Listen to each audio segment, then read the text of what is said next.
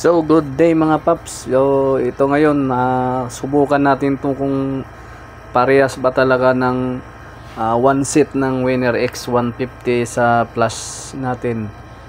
So kasi napapansin ko kasi parehas yung engine block nila eh. So parehas talaga to kahit sa mga sprocket. Ito yung flash natin.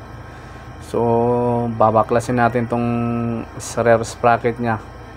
So ayan mga paps, 428 4040. Ayan, isang seat na siya, may kasama na siyang kadena at saka engine sprocket. So ito mga paps, babaklasin na natin.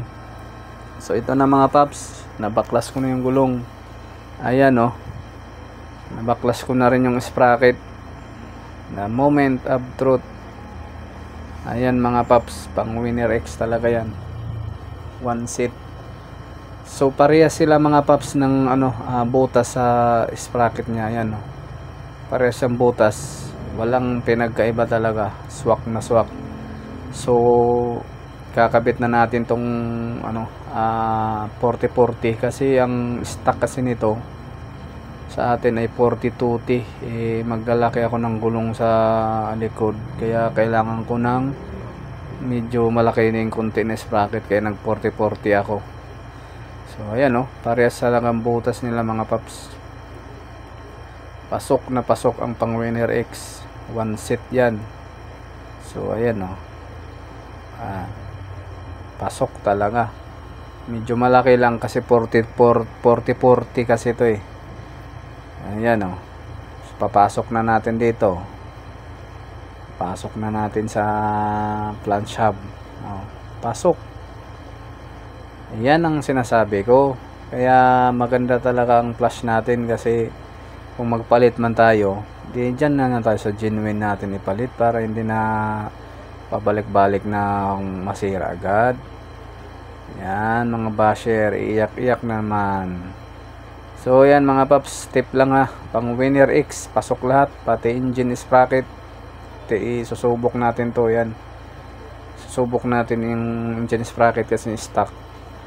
Pero sa tingin ko pasok talaga siya pasok talaga yung engine sprocket nito, kasi yung makina nila parehas yung head at saka yung block parehas din. Pang Honda GTR, Winner X parehas. So ayan yung engine sprocket. Susubok na natin to mga paps para malalaman talaga kung ano talaga, papasok talaga siya sa engine sprocket. 15T tong engine sprocket nya, kaya malalaman talaga to pag ipasok na mga paps. The moment of truth. Ano pang nintay natin? Susukat na natin kung parehas yung ipin nila. Ayan parehas talaga mga paps, walang pinagkaiba. Parehas yung spline ng ipin nila. So malalaman to ngayon pag pinasak na natin sa mismong engine. Yan dito malalaman mga paps pag pumasok talaga. Pasok ang pang Winner X talaga. Ayan pasok na natin. So mga paps, swak na swak talaga, pasok siya.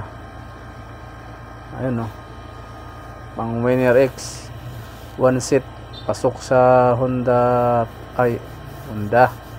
Flash 150X natin pasok ang engine sprocket. Suabe mga paps, saktong sakto talaga siya wala siyang kaalog-alog.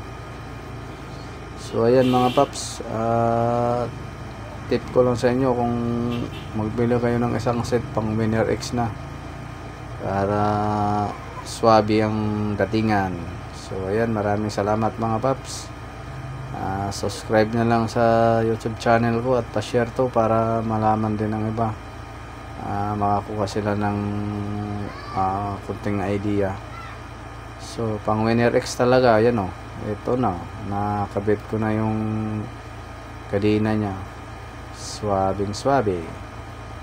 Ayan, pre-wheel siya. Ayan mga paps.